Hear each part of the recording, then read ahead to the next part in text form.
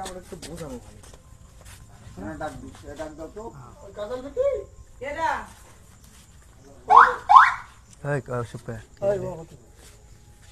তুই সবাই আসেন হ্যাঁ ওই যে ছাল পাল্লা সেটা কি জানে ওই যে মুয়ে যেহেতু বাইরে আসেন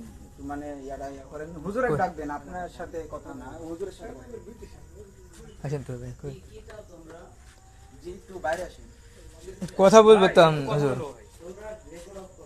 রেকর্ড করছে না ভাই দেখেন ফ্ল্যাশ অন করেছেন নাকি